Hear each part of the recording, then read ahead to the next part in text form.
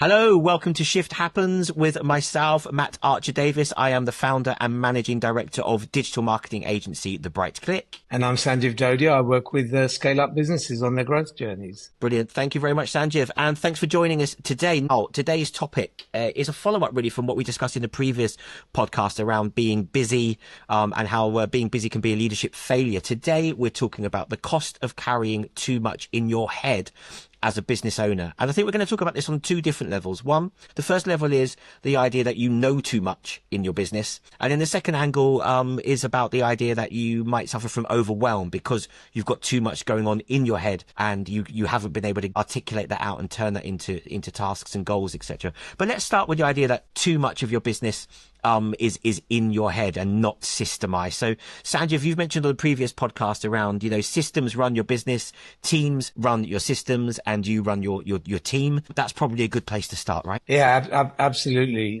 Matt, remember your head's not a system. So when you're carrying all this knowledge and experience and how to processes in your head, they're not obvious to anybody else but you. So quite often, as you say, business owners aren't just running a business, they're carrying it. But carrying it in your head can be a lot of pressure and can be a real blocker to progress, because business is a collection of systems, and our job is to kind of, structure those systems and help team understand how to operate them to stated outcomes. So quite important. Easy to fall into that trap though, isn't it? Especially, if you started a business on your own, whereas of course at the beginning of the journey, you're wearing all of the hats. And there are some things that you just naturally fall into on that basis that you end up becoming a bit of everything within the business. The idea then that you're going to sit down and document that for other people is a little bit unnatural, isn't it? So it's kind of like easy to go, well, I might as well just do that myself, or I might as well just do that myself. And before you know it, you're not only doing everything or wearing all the hats, but you don't have enough hours in the day, or you've got the overwhelm that kind of builds with that.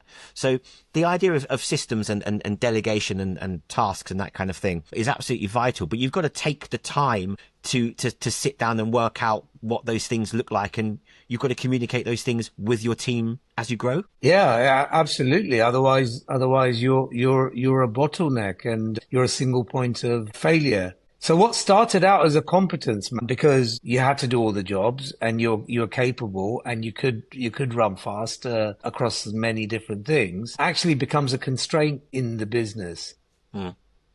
Because the business may have scaled, but your role hasn't changed with it. And if you're not taking the knowledge, and it's not just a business owner, it's any capable team member. If we're decoupling the process, how something's done, the checklist or the process or the system, from the person, then when that person isn't there, when that person walks, so on, the knowledge goes with them. So it's no different for a business owner. So I think that there's a real consequence for the business growth, I think, is a kind of constrains the growth, but also becomes a real challenge personally for a lot of people, because that pressure can lead to overwhelm, and we see it time. Yeah, and with overwhelm comes things like forgetfulness or dropping balls and that kind of stuff, right? And which we've all kind of done. Like, I've had a situation in my business, for example, where I've had systems that exist completely in my head, right? So let's just say, for example, I onboard a client, they go and they get a website, and then their hosting has to be started from scratch. And for whatever reason, because that's all in my head, I've forgotten to add their hosting renewal onto our system here. I haven't followed the process, which of course exists in my head rather than like an onboarding checklist on a spreadsheet. And then 2 years down the line, I've realized that they haven't paid for hosting for the last year. And then A, you've missed out on the money. B, you've got to have an awkward conversation with the client to say, haven't been charging you for hosting, need to do that now. It looks unprofessional, and everything that kind of goes with that. Whereas if you're working through systems that say, look, when a client starts with a new website, this is the path that we follow. These are the boxes that we tick, and therefore we know everything's done and everybody's following the same procedure. That system off of a spreadsheet, goes without saying, is much more efficient than the system that lives in your head, yeah, right? and you can delegate that to somebody at a lower cost per hour than your time. They do it day in, day out. They get better and better at it, and over time, actually, they become far more proficient than you would be, because you're only doing it from time to time. So there's efficiency, productivity, benefits, consistency, all of those things. But I think they talked about personal costs, the hidden damage of things like from overwhelm, from carrying everything in your head, as decision fatigue, poor sleep. You can be anxious way more than you need to, be on a short fuse. Team members are hesitant in taking action, or they over escalate, or there's inconsistency in how things are done. It shows up symptomatically in so many ways, which doesn't make for a scalable business, right? Because how do you turn that into a more predictable, repeatable output that scales up? You can't. Absolutely that. No, you can't. You can't. And do you think that some leaders make the mistake of thinking that having everything in their head, if you like, gives them more control over the business, where it's a common misconception, I would suggest, whereas in fact it actually creates more kind of fragility, and it means that you are the constant. If you are the person that can move it forward, you are also the person who can completely block it, right? Because you've got too much control, too much power in that scenario. Yeah, totally. Single point of failure, right? So definitely more fragile. What if you're ill? What if you want to take 4 weeks off? What if it's something you simply don't enjoy, so you avoid doing it. You procrastinate. All of those things that make totally more fragile. Business is a team sport. It's in my book, and team dependent on one person to that extent that doesn't win championships, doesn't win. No. Yeah. No, absolutely. That doesn't win all the accolades. Absolutely that.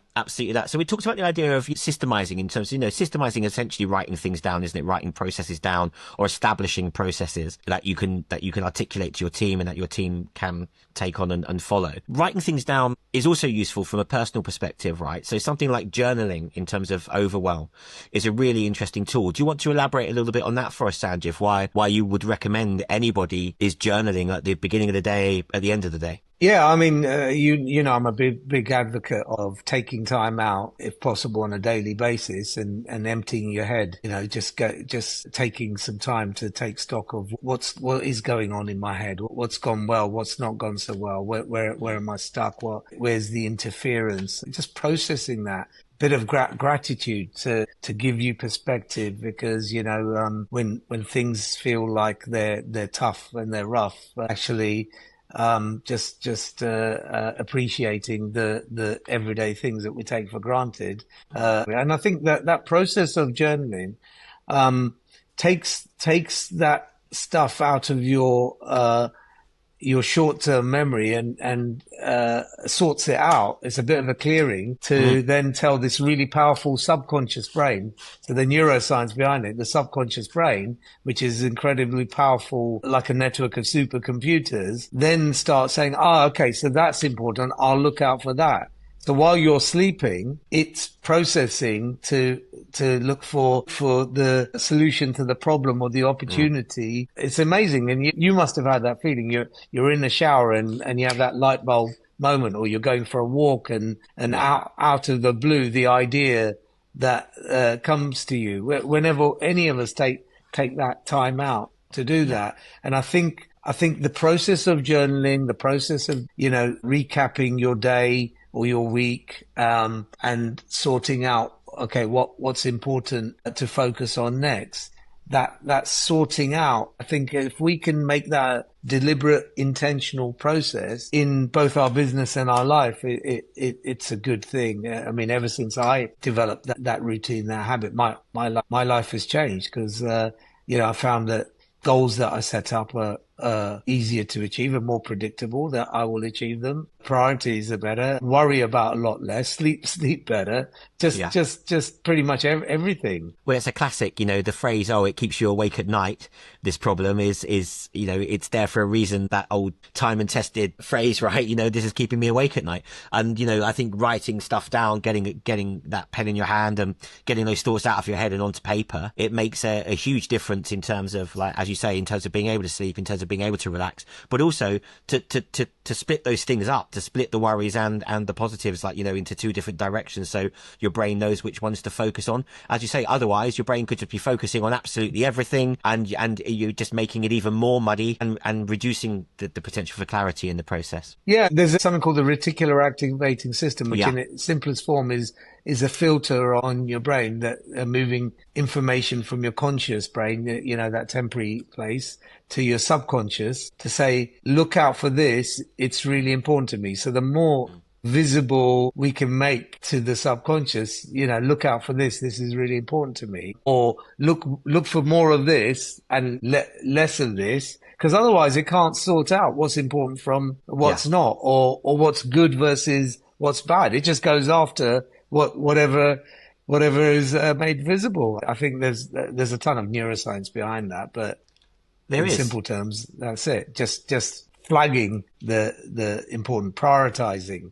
Yeah. And, We should explain we this. talk about the 4Ds, Matt, just to explain the 4Ds, making a conscious decision to either delete, delegate, defer, or do, or diarize the thing that you want. Just going through that process is brilliant. When clients come to me with overwhelm, the thing I ask them to do is get it out of their head and write it down. Sometimes we just do it together in front of it, and then go through those 5Ds to say, okay, now have you got more clarity about and less overwhelm about the things you need to move forward with? It's a really interesting analogy that I've just thought of, actually, is that, in product development or product marketing, you have something called phases and gates. And it's the idea that you can't move into the next phase without analyzing at the gate what to do next. And the idea is that you don't end up, like, 3 or 4 phases down the line, having made a mistake, having found a mistake that you should have spotted in one of the earlier phases.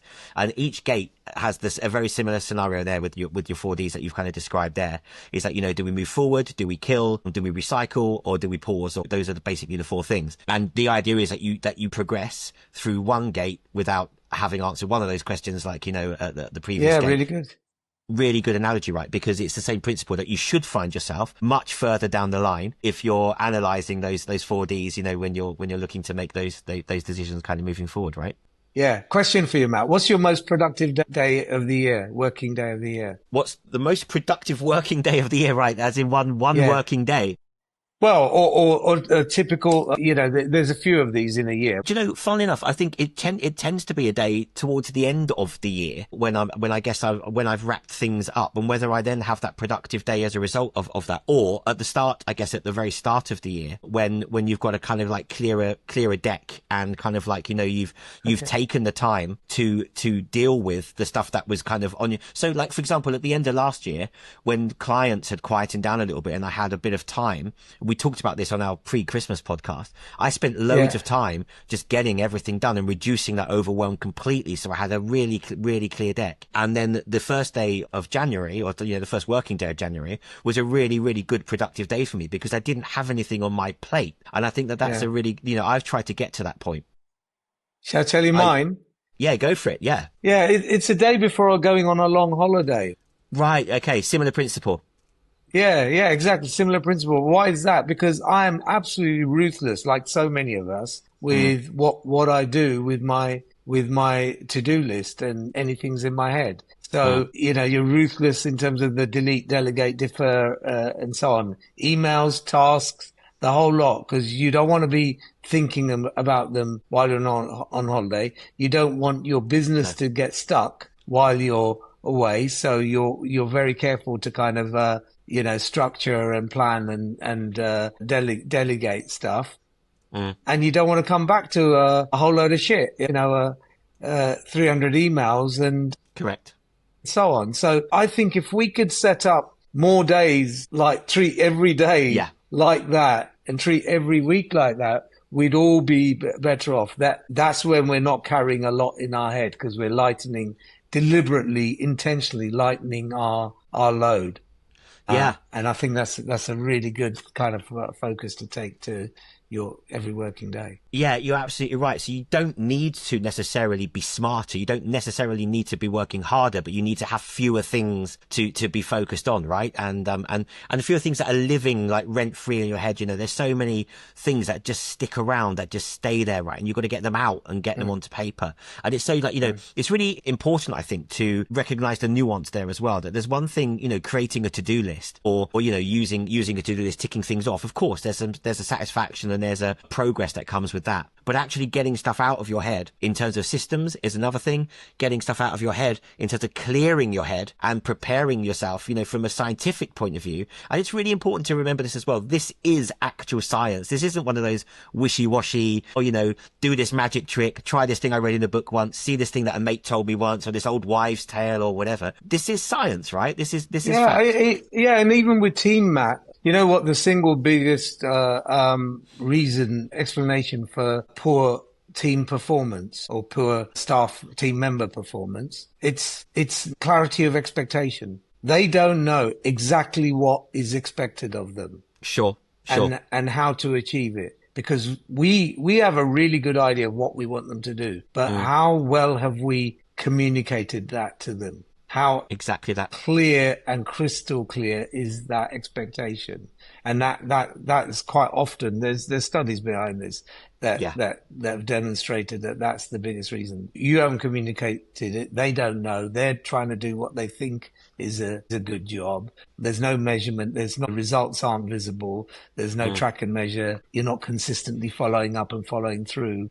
And so on. And that's got a lot to do with the topic we're talking about today, carrying it on in your head rather than systemizing. In that case, it's systemizing a management process, which starts with the job description and the KPIs and the measures of success and then the one-to-ones and the performance reviews and all the rest of it. But again, it's another system instead of this idea that we know, but we make it really hard for others to know. Exactly that. Yeah, precisely that. So, Sanjay, time to wrap things up for today. Now, we always like to leave everybody with a book recommendation from yourself, the person who's read more books than I've had hot dinners. What is your book recommendation for today based on this topic? Blimey. Okay. Overwhelm and carrying stuff in your head. I think we spoke about last time Brian Tracy's Eat That Frog is really good because that systemizes this process of getting stuff out of your head and